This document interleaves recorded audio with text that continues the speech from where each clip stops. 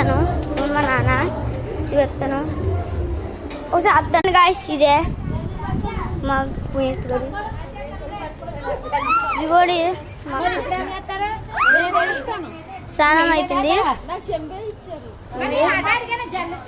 చిన్నపిల్ల కొండి కొండి స్నానం చేస్తున్నారు. అది కూడా వాటర్ పోతున్నారు కదా.